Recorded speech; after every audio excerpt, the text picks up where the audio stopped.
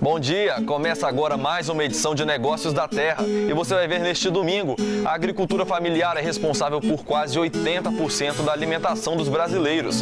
No norte do estado, a tecnologia é a aliada dos agricultores para aumentar a produção de milho. A entrevista de estúdio é com o presidente da Federação da Agricultura no Espírito Santo, Júlio Rocha. Pegue papel e caneta porque na receita de hoje você vai aprender a preparar um gostoso bolo de batata doce. E tem música sertaneja. Tá no ar, Negócios da Terra.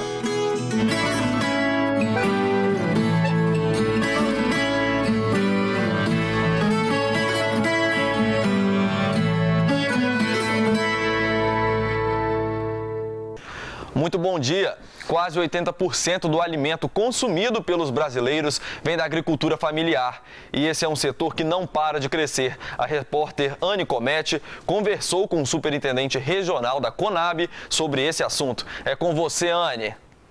Isso mesmo, a gente vai falar sobre os resultados positivos que a agricultura familiar tem alcançado aqui no estado do Espírito Santo e no Brasil também, por que não? Eu estou aqui com o seu Brício Alves Júnior, que é superintendente regional da Conab.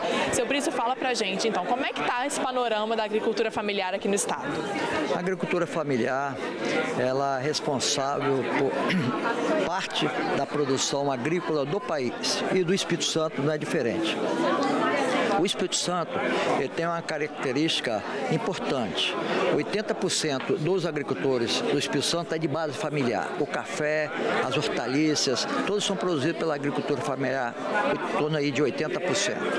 Então, isso aí, né, todos esses programas disponíveis do governo federal, programas que são de alimento PA, PNAE da alimentação escolar, né, agora as compras institucionais que estamos abrindo essa oportunidade para a agricultura familiar, né, que 30% das instituições federais, né, Forças Armadas, hospitais, UFES, universidade, os IFES, né, hospitais, presídios, tem que comprar no mínimo 30% da agricultura familiar. Pode comprar os 100%. Quer dizer, então, é campos que nós hoje estamos disponibilizando, né, ampliando essa abertura de mercado.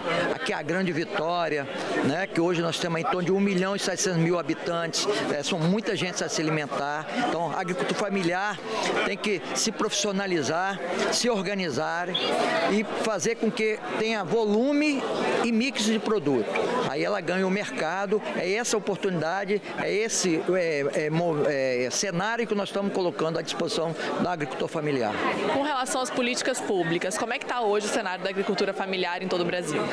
Tem vários programas institucionais, né, do governo federal que estão disponíveis para a agricultura familiar. Como que eu falei, tem o PAA, Programa de Aquisição de Alimentos, tem um programa de venda a balcão de milho, tem o programa, o PNAE, que é da Educação, Alimentação Escolar. Agora tem a venda institucionais, que no mínimo todas as instituições federais, como eu falei, tem que comprar 30%, pode comprar mais. Então, nós estamos tentando, sendo o intermediário nesse elo de ligação entre a agricultura familiar e essas instituições. E o que falta para a agricultura familiar crescer e se desenvolver ainda mais?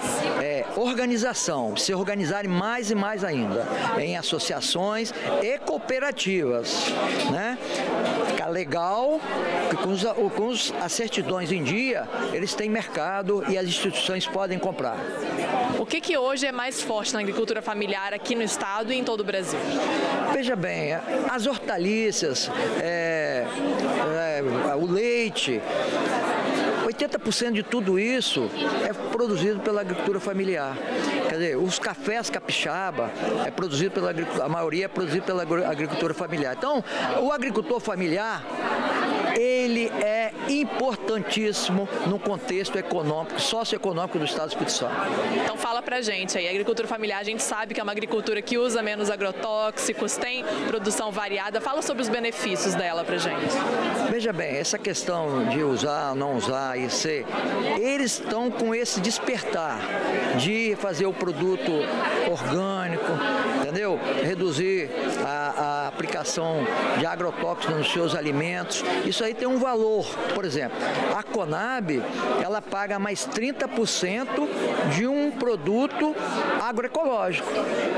Então, diferente do tradicional. Nós remuneramos mais 30% um produto agroecológico. E na última sexta-feira teve um evento para integrar esses produtores com compradores. Foi isso mesmo? Explica pra gente como é que foi.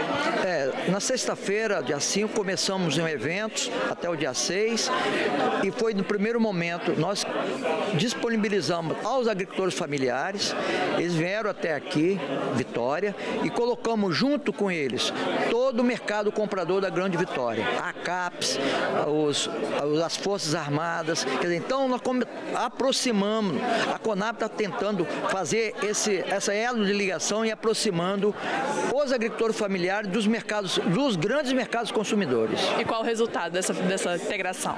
Foi fantástico. Uma crítica das pessoas que participaram, adoraram. Foi o primeiro, nós aqui no Espírito Santo, foi o primeiro do Brasil. Né? Vão ser 8 eventos no Brasil. E o Espírito Santo foi agraciado com esse primeiro e foi a cobaia para o Brasil. E foi um sucesso. Maravilha, então, Brício, muito obrigada pela entrevista. Eu conversei com o Brício Alves Júnior, que é superintendente regional da Conab, sobre a agricultura familiar aqui no estado, sobre um evento de integração que teve aí entre os agricultores e os possíveis compradores. Volto com vocês no estúdio.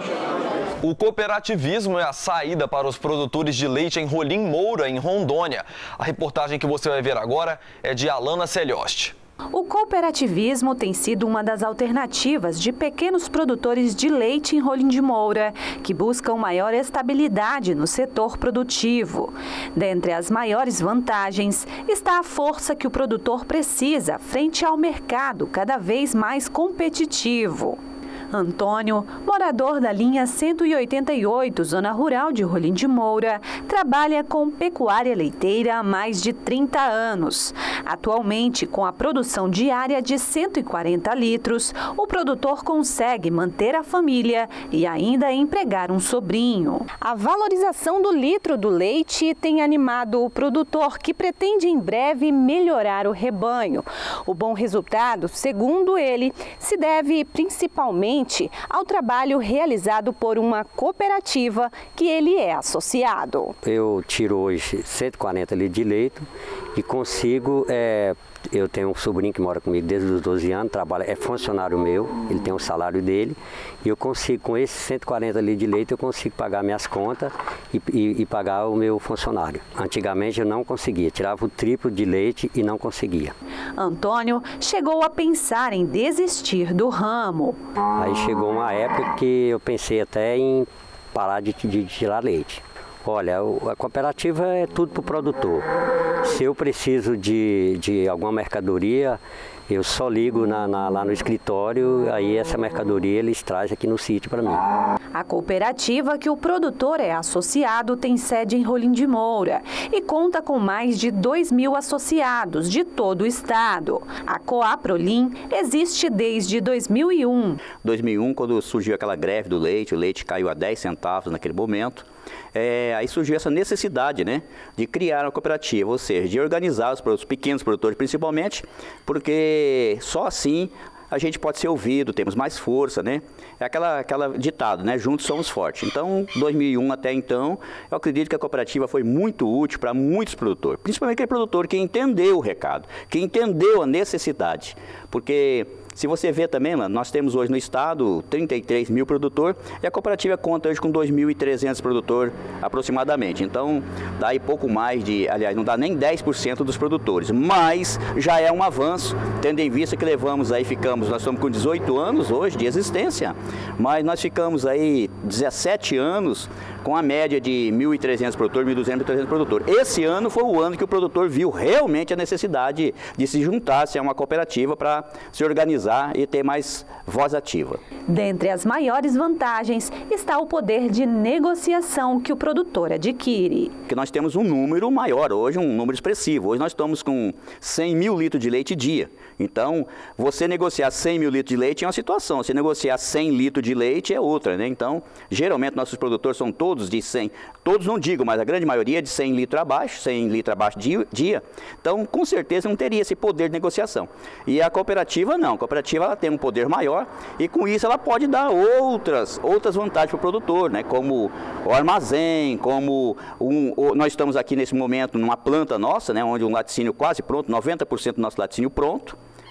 Então, a partir do momento que o laticínio estiver funcionando, vem mais aí vantagem para os nossos produtores, né? Que o lucro que seria do laticínio, de um laticínio particular, passa a ser do próprio produtor. Vocês vão conhecer agora a Fazenda da Santa Casa, que fica em Castelo, no sul do estado.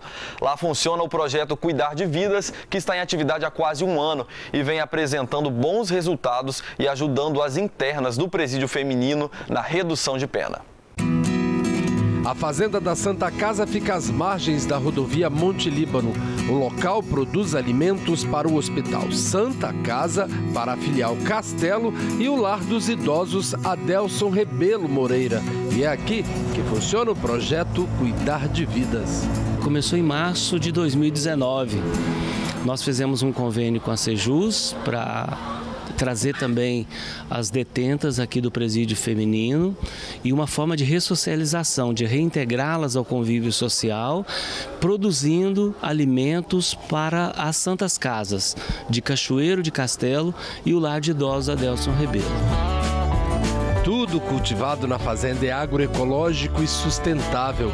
O objetivo é reduzir os custos com a alimentação do hospital e também garantir comida mais saudável para pacientes e funcionários. As detentas são responsáveis pela produção de frutas, hortaliças e criação de gado. O projeto tem 10 fases. A primeira etapa é o gado de corte, que também essa proteína animal é usada dentro dos hospitais. A horta, né, com hortifruti granjeiros, de um modo geral. E agora aqui a granja de galinhas poedeiras, também para suprir a demanda de 300 ovos dia nesses hospitais. A Santa Casa de Cachoeiro, a Santa Casa de Castelo e o Lar de Idosos Adelson Rebelo. São aves da raça Jane Brown e Embrapa 51 e, pelo visto, já estão acostumadas com visita. São aves próprias para a postura e não precisam de galo aqui no galinheiro. Olha, são cerca de 300 aves como essa daqui. E a ideia é uma produção de cerca de 280 ovos por dia. Quem cuida das aves é a Antônia. Ela é uma das 5 detentas escolhidas para fazer parte do projeto. E quem trabalha na fazenda tem remissão de pena e ela está perto de sair. Como é que foi a sua escolha para vir para cá? Foi uma surpresa, porque a diretora do presídio, né, chamou 5 internas para conversar, ter uma reunião com a gente, e uma delas eu fui incluída. E ela falou que a gente ia ter uma oportunidade de trabalho na rua, que a gente ia conseguir remir nossa pena e com isso a gente ia conseguir ter um dinheirinho para quando a gente fosse embora. E graças a esse trabalho eu estou remindo a minha pena. A leitura de livros também conta na remissão de pena. Elas estão em final de pena e a cada 3 dias trabalhados aqui na fazenda, no trabalho externo, elas conseguem remir um dia na pena. Então 3 dias trabalhados, 1 dia menos na pena. Inclusive aquela que cuida aqui da granja, a Antônia, ela já está para ir embora agora nesse mês de março, graças ao período que ela trabalhou aqui no projeto e está remindo pena e já vai poder ir para casa, ficar com a família. Feliz da vida? Muito. E a família lá fora? Ansiosamente me esperando. Queijo é outra atividade e a pequena produção ajuda a manter a fazenda. E o queijo realmente é saboroso. E o preparo vem das mãos da Daiane. Ela aprendeu a receita no projeto. Além de eu estar remindo minha pena, eu estou aprendendo uma profissão, coisas que eu não sabia antes, hoje eu sei. E assim, está sendo muito importante em vários sentidos da minha vida. Em sair, passar o dia fora do presídio, aprender coisas novas, saber que eu poderia estar fazendo isso antes mas eu tive que passar por tudo isso, mas foi bom. E eu tô vendo o outro lado da vida, através aqui desse projeto. O local é cercado de muito verde, frutas não faltam. E é claro, estar numa fazenda e não tomar aquele cafezinho com pó da roça, leite quentinho e pãozinho caseiro e ainda acompanhado de goiabada não tem preço. Nós já temos o leite, né, o queijo e também a nossa ideia é fazer uma água indústria de pães, bolos e salgados, porque nós temos os ovos aqui na fazenda e também o leite. Isso já são ingredientes a mais para a gente poder estar colocando essa água indústria para funcionar. O projeto ele vem primeiro trazer uma nova ideia de sustentabilidade, né, para a nossa região. Isso alavanca todo esse movimento da sustentabilidade e também da inserção das pessoas que estão aqui com a gente.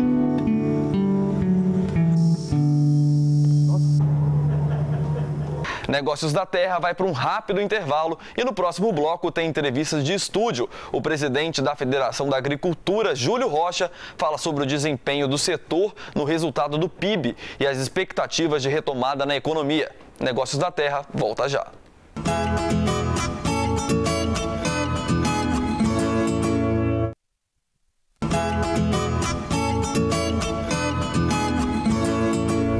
No resultado do PIB brasileiro, a agricultura foi um dos setores de destaque. E para avaliar esse desempenho, nós convidamos para a nossa entrevista de estúdio de hoje o presidente da Federação da Agricultura e Pecuária do Espírito Santo, Júlio Rocha. Bom dia, doutor Júlio. Bom dia, satisfação estar com vocês. Doutor Júlio, a agropecuária cresceu 1,3%, segundo o último PIB nacional divulgado. Como é que a gente pode avaliar esse resultado? Nós avaliamos esse resultado de forma muito positiva, porque em 2015 o PIB foi negativo em 3,5%. Em 2016 ainda foi negativo em 3,3%. Em 2017 e 2018 foi 1,3%. Então, partindo de alguns fatores externos, como a recessão da Argentina e agora recentemente a situação do coronavírus, sempre tem alguma coisa de natureza global para puxar essas coisas para baixo, que não só fatores internos, que eu acho que prepondera menos. Então, se partir de um PIB negativo recente de 3,5%, 3,3% para alcançar 1,1%, é um sinal muito pujante de que a economia está reagindo bem. Esse resultado foi muito atribuído, aqui eu separei, ao milho, o algodão, a laranja e o feijão na agricultura. E o Espírito Santo não é grande produtor de nenhum desses produtos. Mas o que a gente pode destacar aqui no Espírito Santo como que impulsionou o resultado positivo? Aqui nós temos as especiarias, temos a fruticultura com mamão, morango, né? Infelizmente o café, que é o carro-chefe da economia nossa, ele emprega mais de 350 mil pessoas, mais empregos do que o poder público de todas as grandes empresas reunidas. Tem uma questão dramática, dizemos assim, porque o Conilon produz 3/4 do café brasileiro, do Espírito Santo, desculpe, e o outro 1/4 é do Arábica. Só que o Arábica é recolhido um ICMS de 12% e o Conilon de 7%. E a gente tem se batido muito por isso e fica preocupado porque isso inviabiliza a nossa competitividade, mesmo interna. Deixa eu atribuir isso, então, a uma falta de avanço nas reformas tributárias nesse sentido? Com certeza. Agora, vamos dizer, o estado que a gente compete mais, porque lá só produz arábica, é Minas Gerais. A nossa maior cooperativa é a Coabriel. Processa 1.150.000 sacas por ano, desculpe. Já a Coachupé, ela manipula mais de 6 milhões e eles derivaram para a torrefação. Para ir para a torrefação, eles precisam do Conilon para fazer o blend, que já está entrando pelo menos em 50%. Então é um estado que tem muita força política e eles devem, naturalmente, fazer o trabalho deles para que o café Conilon fique nessa situação. Eu falei sobre o Funcafé, que tem 6 bilhões e é dinheiro tirado com o suor do produtor, e nós fizemos uma proposta para o governo federal de usar 10 a 12% desse dinheiro para acostar R$30 a mais por saca para oportunizar que o produtor venda fora da época de baixa.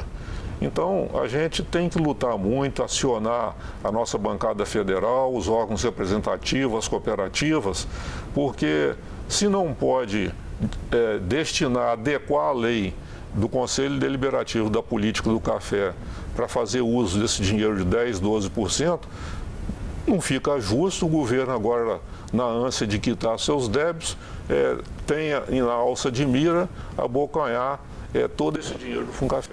Isso seria uma forma também de ajudar o produtor, Com e eu certeza. queria falar com o senhor sobre isso, porque o resultado do PIB aqui do estado, do 4º trimestre e de todo o ano passado ainda não foi divulgado, nem do 1º trimestre desse ano, mas a gente já sofreu muito no finalzinho do ano e principalmente no começo com as chuvas em algumas regiões.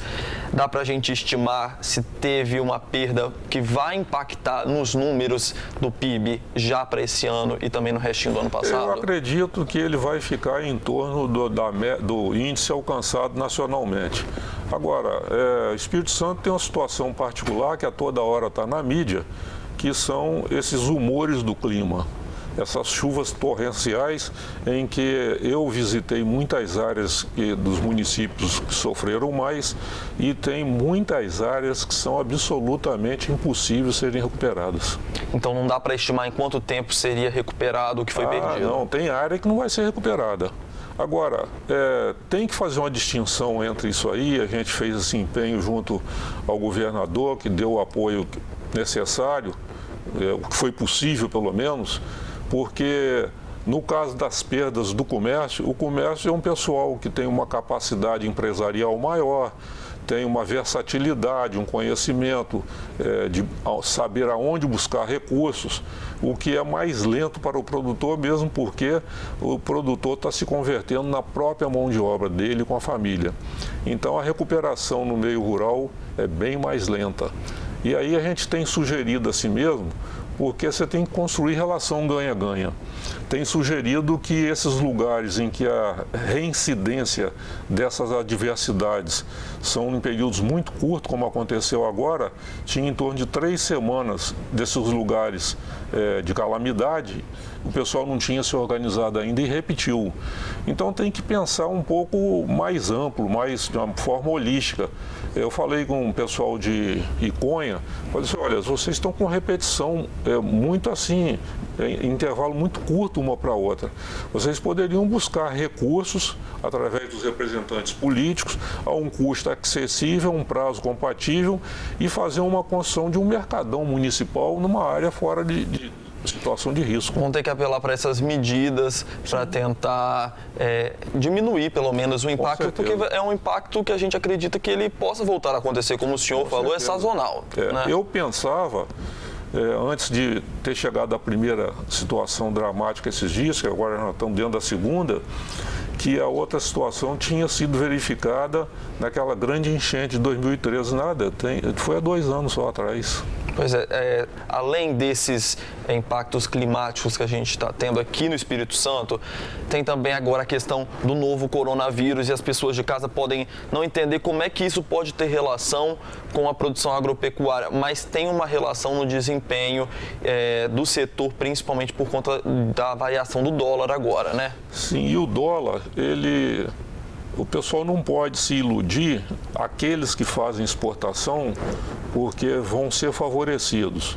Acontece que mais de 80% dos insumos usados na agropecuária são importados em dólar. E há uma situação de aproveitamento, digamos assim, que ele sempre fica fixado naquele valor, naquele patamar alto. Agora já passou de R$5, né? A surpresa nossa esses dias está vertiginosa alta. Aí quase sempre acontece o seguinte, quando o dólar baixa, os insumos não abaixam. Ele fica aguardando uma possível outra alta, ele só anda para frente.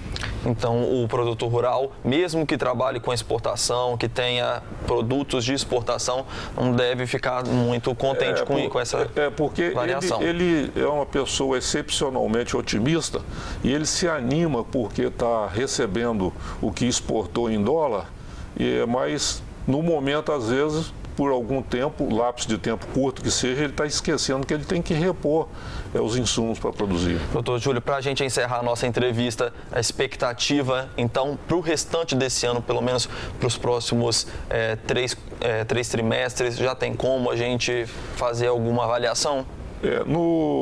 Nós estamos ao findar do primeiro trimestre, ao findar do segundo vai ser implantado um novo plano safra. E nesse novo plano safra, a nossa Confederação Nacional da Agricultura e Pecuária está batalhando junto ao governo federal, que tem nos dado irrestrito apoio através da ministra Tereza Cristina, de crescer os recursos destinados a seguro da ordem de 50%, passando de 1 bilhão para 1,5 bilhão. Então, o que tem que fazer é a classe se organizar mais, para ter os comprovantes na hora devida, os prefeitos decretar estado de calamidade ou de emergência, para quando precisar dessa documentação, fazer jus ao seguro que ainda não cobre 10% do que é investido, ao passo que os concorrentes internacionais, digamos, Estados Unidos, cobrem 70%. Então, aguardar essas reformas e cobrar também, se unir e tentar, como o senhor falou, com as entidades de classe, né? Doutor Júlio, muito obrigado pela entrevista de hoje. Nós é que agradecemos e eu já estive conversando aqui agora há pouco.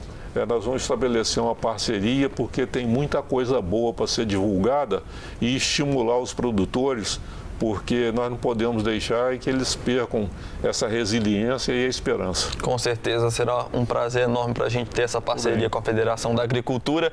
Hoje aqui na nossa entrevista de estúdio a gente conversou com o doutor Júlio Rocha, presidente da Federação de Agricultura e Pecuária aqui do Espírito Santo. Mas obrigado mais uma vez. Obrigado, nós é que agradecemos. Está na hora mais gostosa do programa, a hora da receita do dia, e hoje você vai aprender a fazer um bolo de batata doce. Essa delícia que você vai aprender agora é excelente para quem tem intolerância ao glúten. Olá, sejam todos bem-vindos a mais um Culinária Rural. Hoje você vai aprender a fazer um bolo de batata doce. Já ouviu falar? Não? Então você vai aprender hoje aqui. E olha, tem um detalhe, ele é excelente para quem tem intolerância a glúten. E quem vai explicar melhor pra gente é a Suzana Pinheiro. Tudo bem, Suzana? Tudo bem. Então quer dizer que esse bolo, para quem tem essa intolerância, ele é excelente porque ele não leva o trigo. Exatamente, não leva nenhum tipo de farinha. É somente esses ingredientes aqui: batata doce, manteiga, coco ralado, ovos e leite condensado. Apenas. Até a forma untada é manteiga com açúcar. Então, viu aí? Eu vou te passar então a quantidade de cada ingrediente. Anote aí.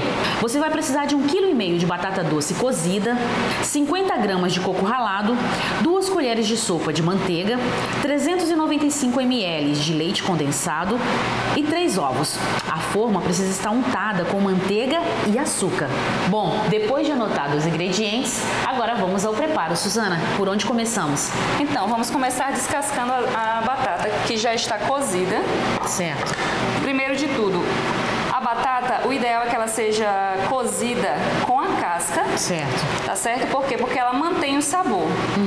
Aí assim, você pode cozinhar na pressão, que é mais rápido, corta em rodelas, coloca água que cubra a quantidade de batata, né? 1,5 kg. E aí, 10 minutinhos na pressão, ela já tá nesse ponto aqui. No meu caso, eu vou bater na batedeira, então eu não preciso estar com a batata quente. Entendi. Mas você pode bater no liquidificador também. No caso, como ela é pesada, para bater no liquidificador, o ideal é que ela esteja quente. Você tira, escorre a água e aí, quando conseguir pegar na batata, né, porque absorve muito calor, aí você já pode começar a descascar e colocar para bater.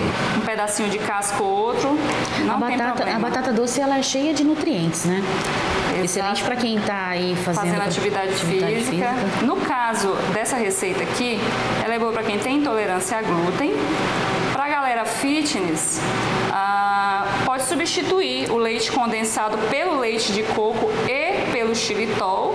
Lembrando que o leite de coco não é consistente como o leite condensado. Então você tem que tomar cuidado na hora de dosar, na hora que for bater, porque ele é um bolo pesado, não pode ficar líquido demais. Senão não dá a consistência da massa. Exatamente. Aí, após descascar a batata, vamos amassar. Leva quanto tempo para ser feito? Para ser feito?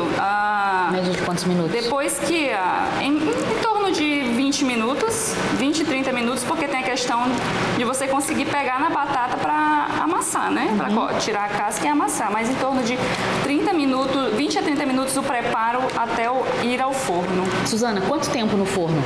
Então, se for num forno bom, esses fornos convencionais, 180 graus, 1h30 ou 200 graus, 1 hora. É mais ou menos esse tempo aí. Certo. Então, depois que a batata está amassada, aí a gente dá seguimento para o processo de mistura aqui. Tá certo. Aí pode pegar o ovo para mim, por favor. É um processo muito simples, gente. Qualquer pessoa consegue fazer esse bolo em casa. Se for no liquidificador.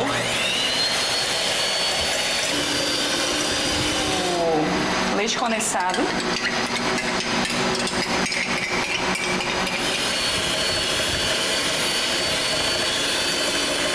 Suzana, quanto tempo batendo o ovo e o leite condensado?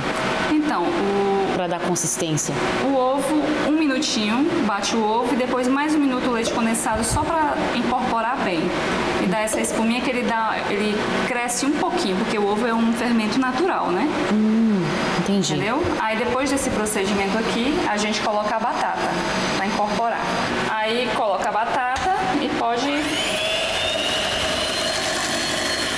Bem, agora depois de batido, ovo, leite condensado e a massa, né, a batata amassada. Aí você coloca a manteiga, aí é tudo na mão agora. Coloca a manteiga, o coco ralado. Gente, coco ralado é a critério. Quem não gosta de coco também não precisa colocar, vai ter o mesmo efeito, tá? Cada um tem o seu jeito, né? Cada um faz como quer, né? Nossa, o cheirinho ficou delicioso, hein? É maravilhoso esse bolo, gente. A manteiga e o coco na massa. Agora eu achei... massa bem Eu achei interessante porque a forma você unta com açúcar. Com açúcar, porque não pode ir farinha. E se untar só com a manteiga, ele vai grudar, né? Virou uma profissão. Exatamente. Onde você... Hoje eu trabalho com isso, fazendo bolos, brigadeiros, palha italiana, bolos caseiros. Então, só ir ao forno agora. Bom, agora chegou aquele momento delicioso, a hora da prova. E agora você vai dar a sua nota. Então vamos lá. Esse bolo aí que já é uma tradição de família, né? Exatamente. Sua primeira receita. A gente sempre tem aquele carinho especial pela primeira receita, né? Esse bolo tá fazendo 10 anos esse ano. Comecei a fazê-lo em 2010. Que delícia. Aqui. Vamos lá. A prova.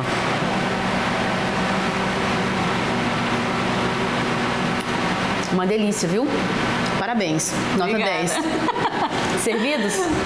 A seguir, você vai ver aqui em Negócios da Terra como o avanço tecnológico na agricultura está ajudando o desenvolvimento das lavouras de milho no norte do estado. É o quadro Caminho do Campo.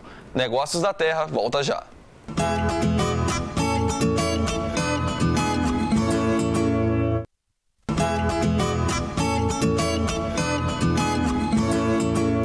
Estamos de volta e agora vamos para a cotação do café. A semana fechou em queda nos preços. O Arábica tipo 6 ficou cotado a R$ 493 a saca. Arábica tipo 7, R$ 383. Conilon tipo 7, R$ 304 a saca. Numa parceria com a TV Sim de Linhares, vamos exibir todos os domingos reportagens do programa Caminhos do Campo. O apresentador Adeilson Francisco fala hoje sobre a produção de milho em Aracruz. Bom dia, Adeilson. Olá, Álvaro, bom dia. Bom dia para você que está ligado no programa Negócio da Terra. Hoje vamos falar sobre a produção de milho aqui no norte do Espírito Santo. Algumas pessoas têm investido nas duas culturas, milho e uma segunda cultura alternativa. E um técnico agrícola vai nos dar algumas orientações, desde o princípio até a colheita da safra. Vamos conferir a matéria.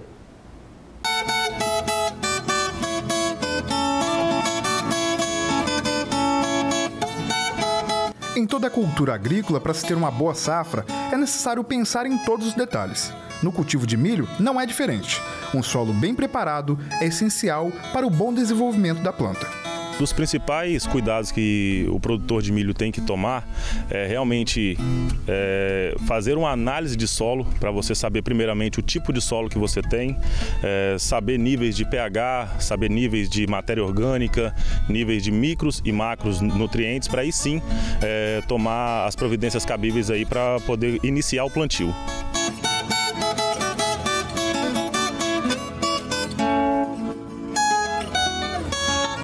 Mesmo após a colheita, os cuidados com o solo continuam. É importante fazer o rodízio de cultura. A questão do rodízio de culturas é uma técnica já usada já há bastante tempo, mais pela questão de você fazer essa diversificação para você não prejudicar e agredir tanto o solo. Porque várias culturas, cada cultura ela tem suas exigências nutricionais específicas. Então o milho ele vai ter uma, feijão vai ter outra. Então é interessante você estar fazendo essa diversificação para você, ao mesmo tempo que você está tirando, você também está repondo micronutriente para o solo, micro e macronutriente para o solo. Aí eu quero continuar plantando, não quero fazer o rodízio, o que eu tenho que fazer? Aí você tem que intensificar um pouco mais a questão da adubação e fazer sempre a questão da calagem, que é a correção do nível de acidez do solo, que aí é feito com o calcário. Então sempre está fazendo análise e evitar ao máximo fazer o rodízio. Quando fizer, lembrar que tem que estar fazendo essa correção aí com uma certa frequência.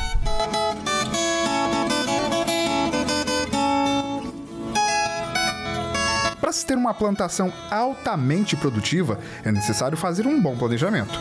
Conhecer bem o clima é extremamente importante, principalmente na hora de escolher qual variedade de milho será cultivada. 15 dias após semeada, a planta já estará neste porte e exigirá uma atenção redobrada. Bom, chegando nesse estágio aqui, que é conhecido também como estágio V6 da cultura do milho, é onde a gente tem que se preocupar com a adubação de cobertura.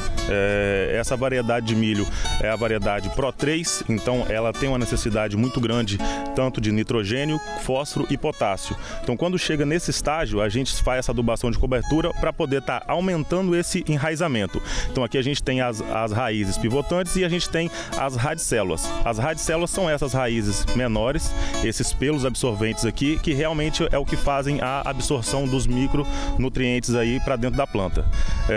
Então, ou seja, essa adubação agora é uma adubação chamada de arranque, que é para a gente mudar o time e aumentar o desenvolvimento vegetativo da cultura.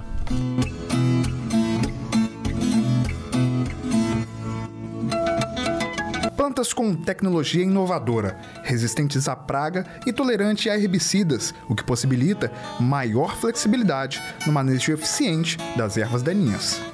Bom, nessa fase aqui os principais cuidados é com as pragas e doenças, porque é o período que realmente começa a incomodar um pouco. Então, principalmente nas doenças nesse período. Esse milho, por exemplo, ele está aqui no estágio V6, então a gente tem que ficar atento com algumas doenças, como mancha branca, cercosporiose, que pode estar dando entrada nesse início. Após esse período, aí tem a questão de pragas, que aí seria a lagarta do cartucho, que a gente também tem que ficar atento e é uma das principais pragas da cultura do milho.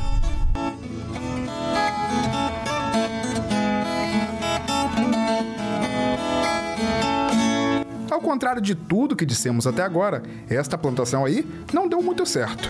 Mas e aí, Eduardo, o que aconteceu? A gente teve uma incidência de ataque tanto de doenças quanto de pragas.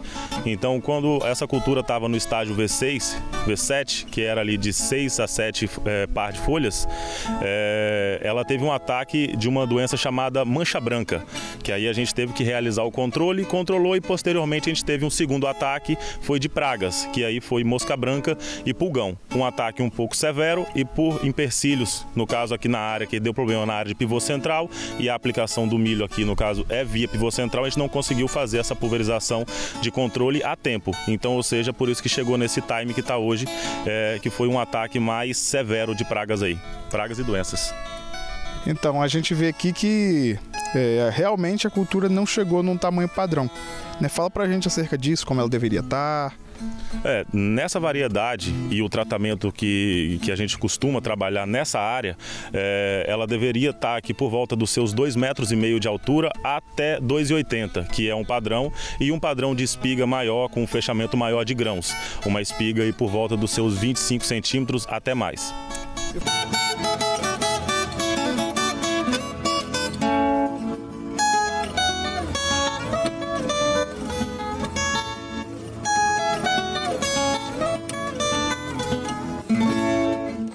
Bem, Álvaro, por hoje é só e até o nosso próximo encontro com as notícias do agronegócio aqui do norte do Espírito Santo. Os pescadores e comerciantes de São Mateus estão aproveitando o período da quaresma para alavancar as vendas. A demanda por pescado cresce nesse período, principalmente por conta da tradição dos católicos de não comer carne vermelha nesta época. Os peixes e frutos do mar são a alternativa principal na mesa da família brasileira católica nesta época do ano. Pelos 40 dias, há quem pratique a troca da carne pelo peixe nas segundas, quartas e sexta-feiras. Outros adotam o regime durante toda a quaresma. Oficialmente, a quaresma começou no dia 26 de fevereiro e termina só no domingo de Páscoa, que este ano será dia 12 de abril. Dessa forma, apostando nesta prática do catolicismo, os comerciantes estão cheios de expectativas com as vendas de peixes.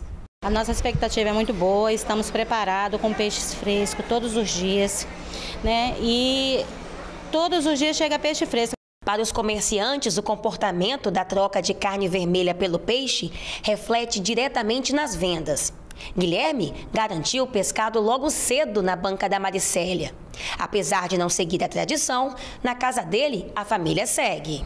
Só na sexta-feira mesmo que a gente não come. Mas o resto é como uma carninha, como um franguinho. Mas lá em casa mesmo forte. A minha tia, ela gosta de frango e um peixinho.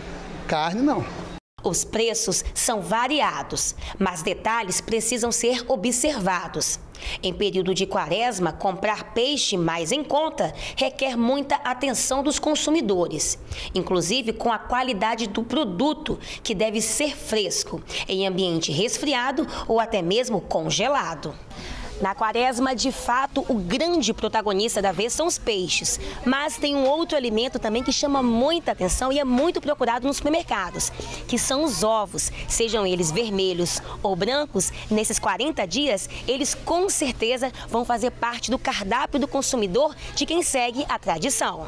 Realmente tem pessoas que não comem carne vermelha, eles optam pelo peixe e pelo ovos, que assim, vira e mexe está na promoção e sempre é um preço, né, bem melhor e eles procuram muito. Tem gente que acredita que o período é para reflexão. Já para outros, apesar de respeitar quem siga a tradição, os 40 dias são normais como todos os outros. Não sigo essa tradição, não.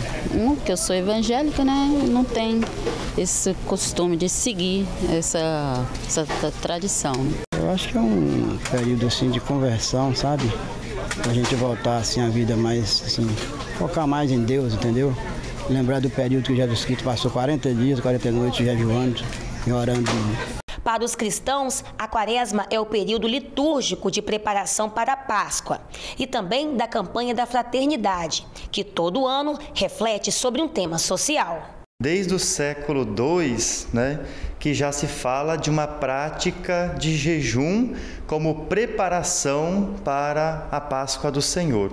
Então, esses 40 dias que nós chamamos de quaresma é um período onde o cristão é convidado a fazer silêncio, a fazer um momento de introspecção, de perceber a própria vida. Neste ano, o foco vai ser o itinerário batismal, de reconhecer como que está vivendo o seu batismo, como transformar o seu batismo para que seja mais frutuoso. Enfim, cada ano a igreja ela propõe uma caminhada. E esse ano A Quaresma é iluminada também pela campanha da fraternidade.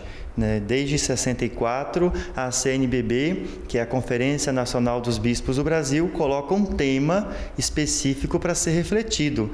Esse ano, Fraternidade e Vida, Dom e Compromisso.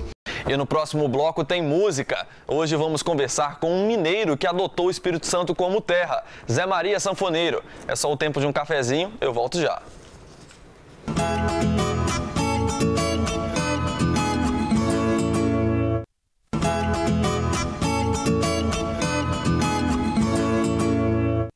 Estamos de volta e é hora de música aqui em Negócios da Terra. Hoje a gente recebe o músico Zé Maria Sanfoneiro, que é mineiro de Mantena, começou a tocar sanfona aos 5 anos de idade e com uma carreira de sucesso, agora ele se prepara para lançar um DVD. Vamos lá!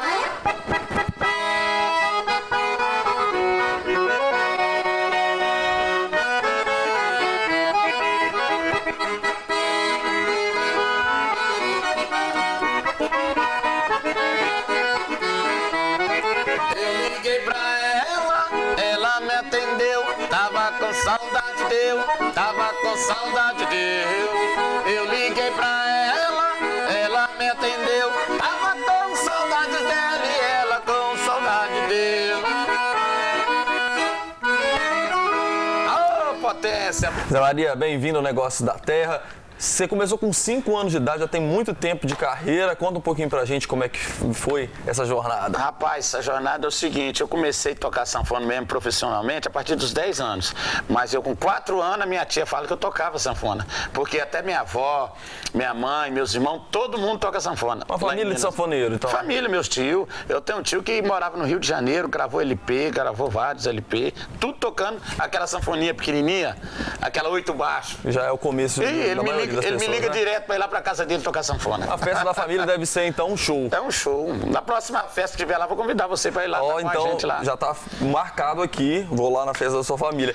Mas, ô Zé Maria, você começou com um trio também, um trio, uma história lá aí. em Mantena, nós tínhamos um empresário, que era o mesmo empresário do trio Parada Dura na época, chamava Roberto Duarte, e a gente começou na rádio de Mantena, né? Eu tinha 10 anos, e os 2 meninos, um tinha 9, outro tinha 8, então nós formamos um trio, chamado Os Miris do Brasil. E por aí nós tocamos 10 anos juntos. Aí um casou, outro casou, separou, falei, agora vamos embora pra Vitória. Cheguei aqui, casei, formei a família, e tô aqui, vim pra cá em 92, tô aqui, graças a Deus, muito feliz, sou muito bem recebido aqui em Vitória. Mas a Maria, então, dessa época dos Mirins do Brasil, o que era sucesso? Toca um trechinho pra gente? Sucesso na época era isso aqui, quer ver, ó?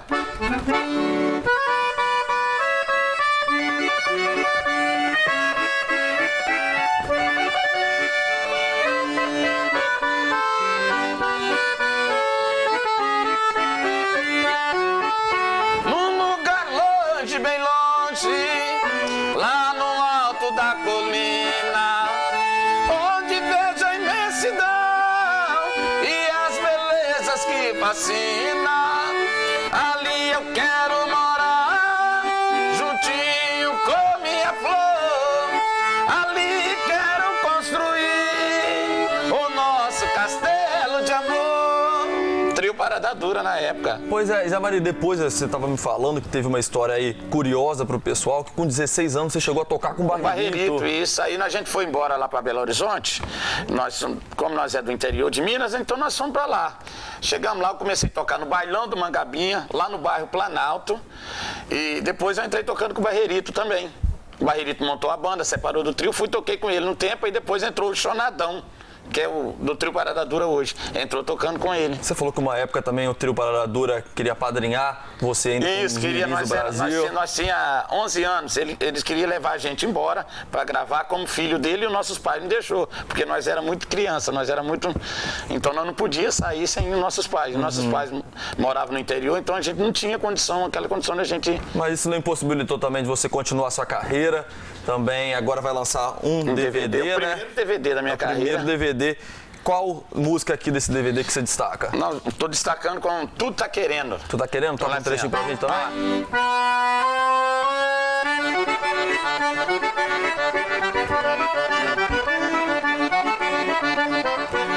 Fui num forró, tava uma bagunça bagunça danada. E todo mundo dançando molim-molim. O velho, uma novinha no canto, saiu dançando no forró do miudinho.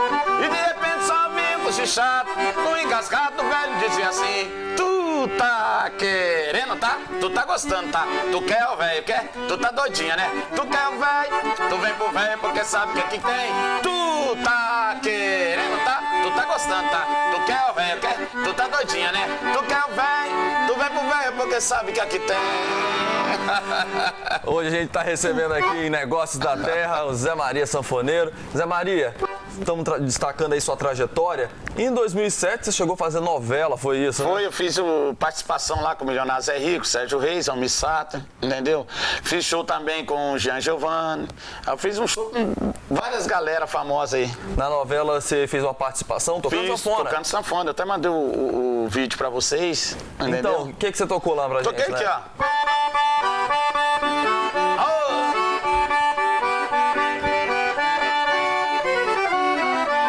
Nessa casa tem goteira, pinga em mim, pinga em mim, pinga em mim. Zé Maria, vamos falar agora sobre os shows. Eu acho que a música caipira sempre tem aquelas que as pessoas nunca param de pedir, né? Todo show tem que tocar. Tem que tocar, tem que O tocar. que você destaca aí pro pessoal? Você me pede na carta que eu desapareça, que eu nunca mais te procure, pra sempre eu te esqueça. Posso fazer sua vontade, atender seu pedido, mas esquecer é bobagem, é tempo perdido. Ainda ontem chorei de saudade, relendo a carta, sentindo perfume. Mas que fazer com essa dor? E por aí vai embora, né? Por aí vai embora. Chorei de saudade. Mas infelizmente também tá na hora da gente ir embora. Zé Maria, quero agradecer demais você ter vindo aqui em Negócio Muito da Terra obrigado. pra gente. Como é que o pessoal que tá em casa faz pra acompanhar seus shows agora, saber onde você vai tocar? É só no Instagram, Zé Maria Show. Só entrar lá no Facebook, Zé Maria Show, que vocês... Também encontra o DVD? Encontra o DVD. Quem quiser contratar, levar o Zé Maria Show, só ligar para 27 98104 3223. Já viu que é sucesso, né, Zé Maria? Toma aí. Já fica com o nosso convite para voltar aqui em Negócio da Terra assim que tiver uma novidade para mostrar pra gente. É só convidar que nós estamos juntos e misturados. Obrigado. Negócio da Terra volta na semana que vem. Até lá.